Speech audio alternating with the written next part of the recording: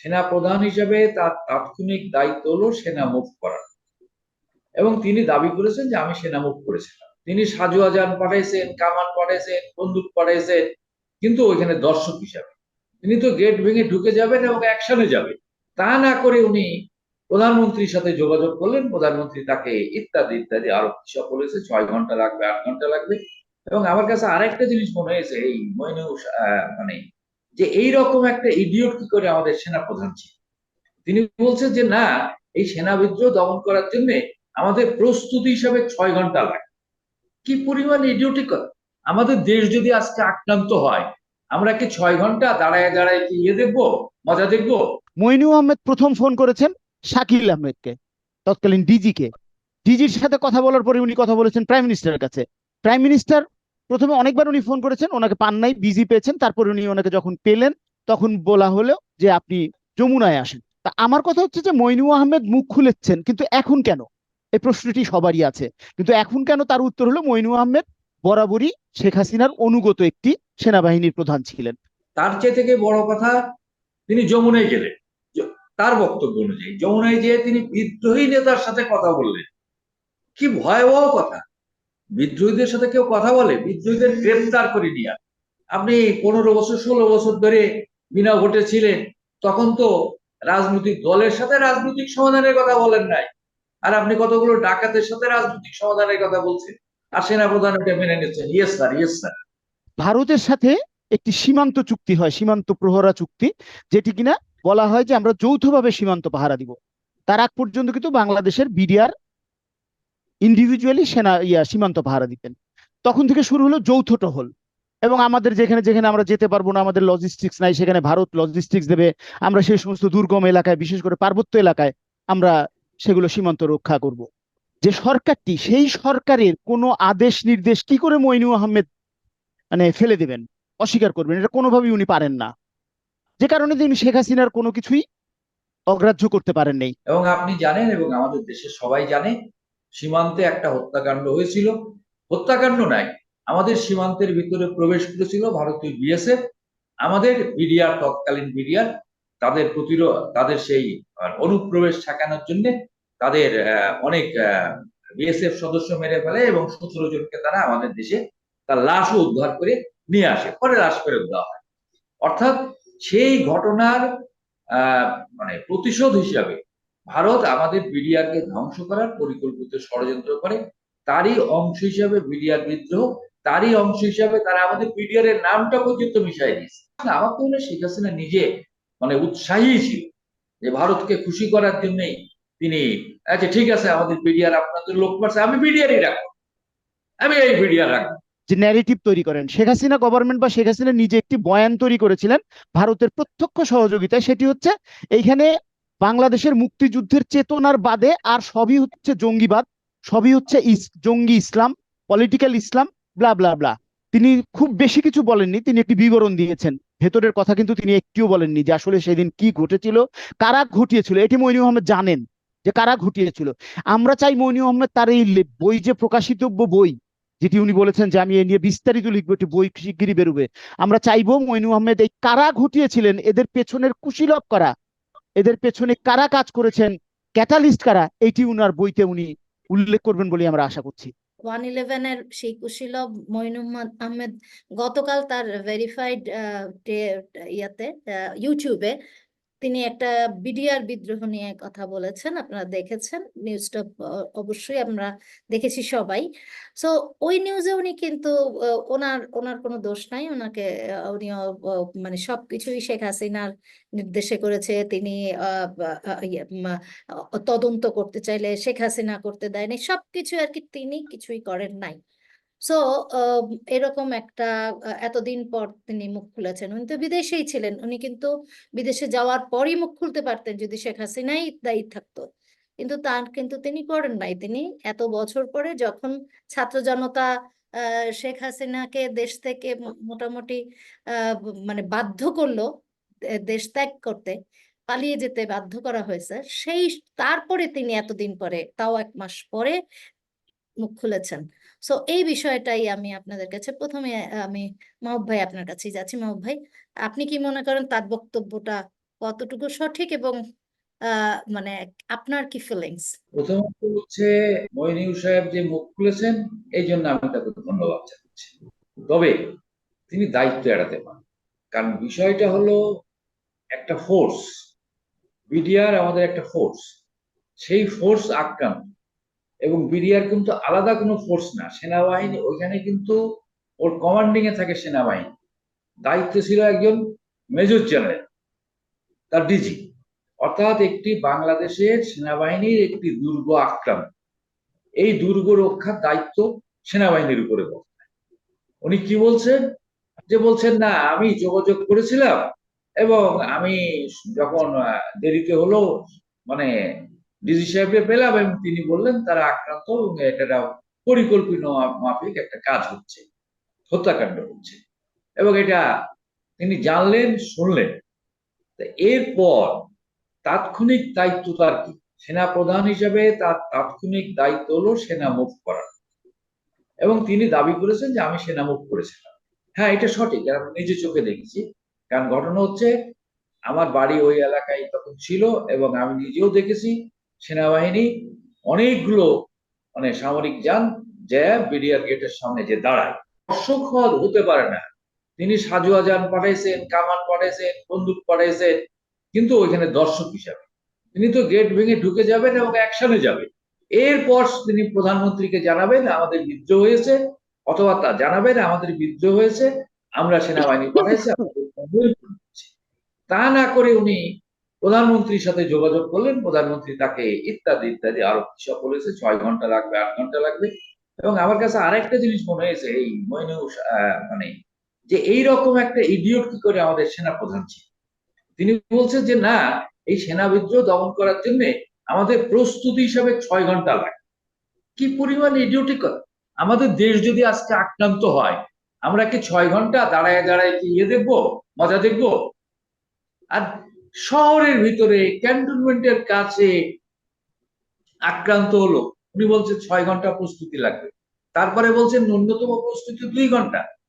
তা পুরো বিষয়টার মধ্যে একটা ফাঁক রয়ে গেছে, এবং আমার কাছে মনে হচ্ছে যে একটা অযোগ্য অপদার্থ সেনাবাহিনী ছাড়া তিনি কিছুই ছিলেন না, সেনাপ্রধান ছাড়া। এইরকম একটা অপদার্থকে আমরা সেনাপ্রধান করেছিলাম, তিনি প্রধানমন্ত্রী ইয়ের জন্য অপেক্ষা করেছিলেন। তার চেয়ে থেকে বড় কথা, তিনি যমুনায় গেলেন, তার বক্তব্য অনুযায়ী যমুনায় যেয়ে তিনি বিদ্রোহী নেতার সাথে কথা বললেন। কি ভয়াবহ কথা! বিদ্রোহীদের সাথে কেউ কথা বলে? বিদ্রোহীদের গ্রেফতার করে নিয়ে আসে, বিদ্রোহীদের আটক করা। কিন্তু তা না করে যেটা তিনি করলেন সেটা হচ্ছে তাদের সাথে কথা বললেন। এর চাইতে ভয়াবহ কিছু হয় না। তারপরে কি, যে না, প্রধানমন্ত্রীর দপ্তর থেকে জানানো হয়েছে এটা রাজনৈতিক সমাধান। মানে কত ভয়াবহ একটা বিদ্রোহ রাজনৈতিক সমাধান! আপনি 15 বছর 16 বছর ধরে বিনা ভোটে ছিলেন, তখন তো রাজনৈতিক দলের সাথে রাজনৈতিক সমাধানের কথা বলেন নাই, আর আপনি কতগুলো ডাকাতের সাথে রাজনৈতিক সমাধানের কথা বলছেন, আর সেনাপ্রধান এটা মেনে নিচ্ছেন, ইয়েস স্যার, ইয়েস স্যার। তো এটা কি? তো কাজে সেনাপ্রধান এই দায় দায়িত্ব কোনো মতে এড়াতে পারবে। তবে হ্যাঁ, একটা ভালো, যে আমি আগেই বলেছি যে তিনি মুখ খুলেছেন, তাকে ধন্যবাদ।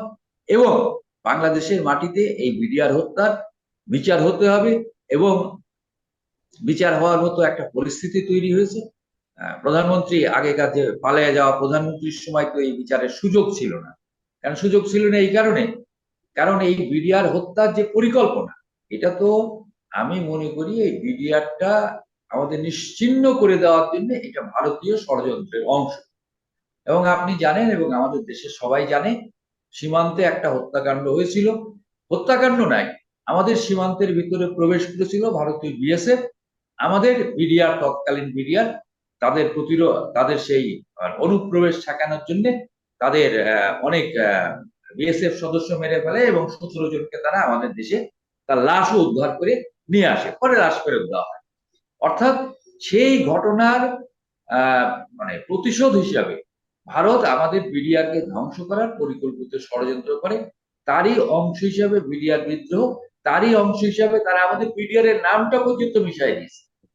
মানে শেখ হাসিনা কি পরিমাণ দাসত্ব! এটা দাস না, আমার তো মনে হয় শেখ হাসিনা নিজে উৎসাহী ছিল যে ভারতকে খুশি করার জন্যই তিনি, আচ্ছা ঠিক আছে আমাদের বিডিআর আপনাদের লোক পারছে, আমি বিডিআরই রাখবো, আমি এই বিডিআর রাখবো।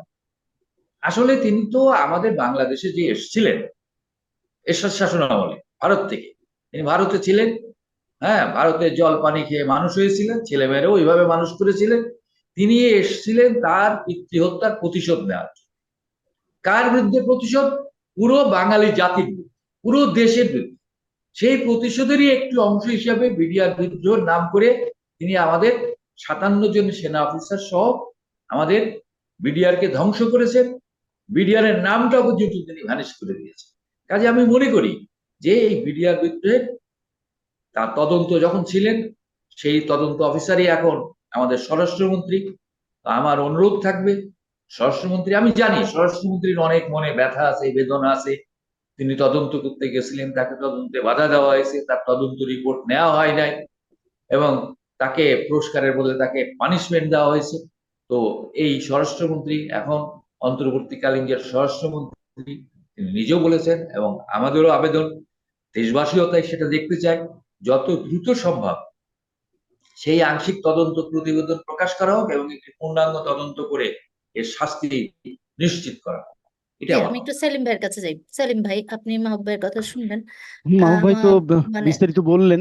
তো মাহবুব ভাই মোটামুটি বিস্তারিত বলেছেন, আমি একটু পেছনে ফিরতে চাই। সেটি হচ্ছে 2008-এ যে 111 গভর্নমেন্টের অধীনে সাধারণ নির্বাচনটি হয়েছিল, সেই নির্বাচনে শেখ হাসিনা আওয়ামী লীগকে নিয়ে ক্ষমতা এসেছিলেন। তো এখন কথা হচ্ছে, সে 2008-এর যে নির্বাচনটি হয়েছিলেন সেটি আমরা যারা সাংবাদিকতা করি বা দেশের মানুষও অল্প বিস্তর জানেন যে এই 8-এর নির্বাচনের অন্যতম কুশীলব ছিলেন আসলে প্রণব মুখার্জি, তৎকালীন ভারতের সম্ভবত রাষ্ট্রপতি। হুম এবং প্রণব মুখার্জির নেতৃত্বে এই দেশের সেনাবাহিনী, যেটা 111-এর পেছনে ছিলেন, তাদের সাথে যোগসাজশ করেই সেখানে আওয়ামী লীগ সরকারকে 2008-এ ক্ষমতায় আনা হয়। এখন সঙ্গত কারণেই যারা আওয়ামী লীগকে ক্ষমতায় আনলেন 2008-এর একটি কথিত তত্ত্বাবধায়ক সরকারের মধ্য দিয়ে বা একটি কথিত সাধারণ নির্বাচনের মধ্যে দিয়ে, যেটি অনেক সুষ্ঠু হয়েছিল, ন্যায্য হয়েছে কিনা বলবো না, কিন্তু সুষ্ঠু হয়েছিল, সেটি সুষ্ঠু এবং শান্তিপূর্ণ। যা আমরা যেটা বলি যে তত্ত্বাবধায়ক সরকারের অধীনে নির্বাচনগুলো সুষ্ঠু হয়ে থাকে, কিন্তু আমি ন্যায্য বলি না এটাকে।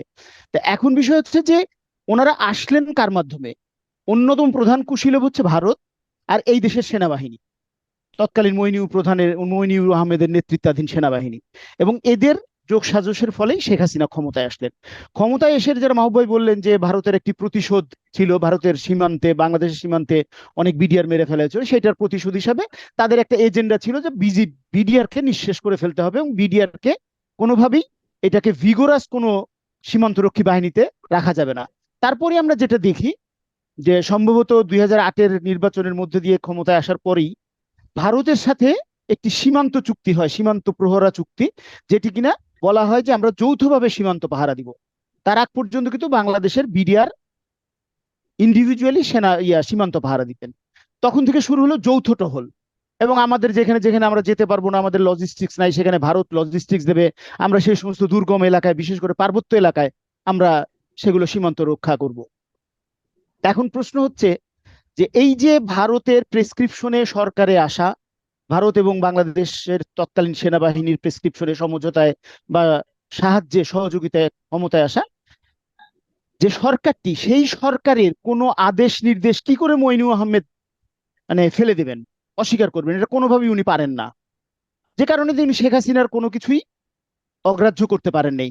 আর একটি কথা হলো, শেখ হাসিনাও জানেন যে এই মইনুল আহমেদকে তিনি মানে তার মাধ্যমে তিনি ক্ষমতা এসেছেন, তার সহযোগিতা তিনি ক্ষমতা এসেছেন, এবং ক্ষমতায় আসার পরে আমাদের প্রধানমন্ত্রীর যে ক্ষমতা থাকে, মানে সশস্ত্র বাহিনীর সর্বাধিনায়ক, সেই সশস্ত্র বাহিনীর সর্বাধিনায়ক হিসেবে তিনি মইনুল আহমেদকে আর আমলে নেননি, এবং তিনি প্রয়োজনও বোধ করেননি বিডিআর বিদ্রোহ দমানোর জন্য মইনুল আহমেদকে ফোন করার। মইনুল আহমেদ প্রথম ফোন করেছেন শাকিল আহমেদকে, তৎকালীন ডিজিকে। ডিজির সাথে কথা বলার পরে উনি কথা বলেছেন প্রাইম মিনিস্টারের কাছে। প্রাইম মিনিস্টার প্রথমে অনেকবার উনি ফোন করেছেন, ওনাকে পান নাই, বিজি পেয়েছেন। তারপর উনি ওনাকে যখন পেলেন তখন বলা হলো যে আপনি যমুনায় আসেন। যাই হোক, এটা মাহবুব ভাই বললেন। তা আমার কথা হচ্ছে যে মইনুল আহমেদ মুখ খুলেছেন, কিন্তু এখন কেন? এই প্রশ্নটি সবারই আছে, কিন্তু এখন কেন? তার উত্তর হলো মইনুল আহমেদ বরাবরই শেখ হাসিনার অনুগত একটি সেনাবাহিনীর প্রধান ছিলেন, যে কারণে তিনি পারেননি। তা এখন আমি একটু থিওরিটিক্যাল জায়গায় অল্প কথা শেষ করব। সেটি হচ্ছে একটি কর্তৃত্ববাদী সরকার বা একটি স্বৈরাচারী ফ্যাসিস্ট সরকার, সে যেটা করে তার ক্ষমতায় থাকার জন্য সমস্ত রকমের হরাইজন্টাল প্রেসার গ্রুপকে নিষ্ক্রিয় করে দেন, তার একটি নিজস্ব বয়ান তৈরি করেন, যে ন্যারেটিভ তৈরি করেন। শেখ হাসিনা গভর্নমেন্ট বা শেখ হাসিনা নিজে একটি বয়ান তৈরি করেছিলেন ভারতের প্রত্যক্ষ সহযোগিতায়, সেটি হচ্ছে এইখানে বাংলাদেশের মুক্তিযুদ্ধের চেতনার বাদে আর সবই হচ্ছে জঙ্গিবাদ, সবই হচ্ছে জঙ্গি ইসলাম, পলিটিক্যাল ইসলাম, ব্লা ব্লা ব্লা। তো এই যে একক একটি বয়ান তৈরি করে অপরায়ণ করার যে প্রক্রিয়া, সবাইকে আদারিন করে দেওয়া, এটি শেখ হাসিনা খুব সফলভাবে করেছিলেন, যে কারণে তিনি 15টি বছর আমাদেরকে শ্বাসরুদ্ধকর একটি অবস্থার মধ্যে ফেলে ক্ষমতায় ছিলেন। এখন উনি চলে গেছেন, আমরা দম দম নিতে পারছি। ভবিষ্যতে কোন ধরনের রাষ্ট্র আসবে, সংস্কার কি হবে না হবে, এগুলো আসলে সময়ের ব্যাপারে, এগুলো নিয়ে কথা বলার এখনই আসলে কিছু বলা যায় না, এটা কি আসবে না। আবার দেখা যেতে পারে যে যেটা ছিল সেটাই আসতে পারে, এরকমটাও হতে পারে, কারণ বিএনপি এখন খুব দ্রুত নির্বাচন চাচ্ছে। এখন যদি বিএনপি নির্বাচন দিয়ে দিই, আমরা নির্বাচনকে, আমাদের এই সরকার বিএনপিকে নির্বাচন দিয়ে দেয়, তাহলে হয়তো বিএনপি 280 ভোটে, 300 ইয়ের মধ্যে 280 ভোটে বিএনপি জিতে যাবে। এখন বিএনপি কিন্তু সংস্কার করে নির্বাচনে আসবে না, নির্বাচনে ক্ষমতা নেয়ার পরে সংস্কার করবে। এখন এই আশঙ্কাগুলো থেকেই যায়। সেইখানে মইনুল আহমেদ মুখ খুললেন, সেই মুখ খোলার প্রেক্ষিতে তিনি খুব বেশি কিছু বলেননি, তিনি একটি বিবরণ দিয়েছেন, ভেতরের কথা কিন্তু তিনি একটিও বলেননি যে আসলে সেদিন কি ঘটেছিল, কারা ঘটিয়েছিল। এটি মইনুল আহমেদ জানেন যে কারা ঘটিয়েছিল। আমরা চাই মইনুল আহমেদ তার এই বই, যে প্রকাশিতব্য বই, যেটি উনি বলেছেন যে আমি এ নিয়ে বিস্তারিত লিখবো, একটি বই শিগগিরই বেরোবে, আমরা চাইবো মইনুল আহমেদ এই কারা ঘটিয়েছিলেন, এদের পেছনের কুশীলব কারা, এদের পেছনে কারা কাজ করেছেন, ক্যাটালিস্ট কারা, এটি উনার বইতে উনি উল্লেখ করবেন বলে আমরা আশা করছি। কিন্তু আমার একটা বরাবরই প্রশ্ন রয়ে যাচ্ছে যে হ্যাঁ, 5 আগস্ট শেখ হাসিনা পালিয়ে যাওয়ার পর 8 আগস্ট নিয়েছে সরকার ক্ষমতা, অন্তর্বর্তীকালীন সরকার ডক্টর ইউনূসের নেতৃত্বে। 1 মাস কিন্তু হয়ে গেছে, এখন পর্যন্ত একটি মামলাও কিন্তু হয়নি এই বিডিআর বিদ্রোহ নিয়ে। আমার কাছে মনে হয় যে পরিবারগুলো বা ক্ষতিগ্রস্ত যারা হয়েছে, বলা হয়েছে যে অনেক নিরপরাধ সৈনিক, বিডিআর অফিসার, আর্মি অফিসার ক্ষতিগ্রস্ত হয়েছেন, যারা কিনা চাকরি হারিয়েছেন, তারা দেশ থেকে পালিয়ে যেতে বাধ্য হয়েছেন, তারা কেউ কোনো মানে মামলা করছে না। এটা আমার কাছে কিন্তু সবচেয়ে বড় কোয়েশ্চেন হয়ে দাঁড়িয়েছে যে তারা আর কি অপেক্ষা করছেন, আর কিসের অপেক্ষা করছেন। এতদিন না হয় শেখ হাসিনা ছিল, তারা মুখে কথা বলতে পারেন নাই, ভয় পেয়েছেন, দেশ থেকে পালিয়ে যেতে হয়েছে, ঘুমের ভয় আছে, তাদের সুযোগ সুবিধা যাও পেয়েছেন সেটাও বন্ধ করে দেবে, এগুলোও ভয় পেয়েছেন। আমি ওনাদের সাথে যা কথা বলছি, কিন্তু এখন কেন করছে না, এই বিষয়টা আমার কাছে আসলে এখনো ক্লিয়ার না।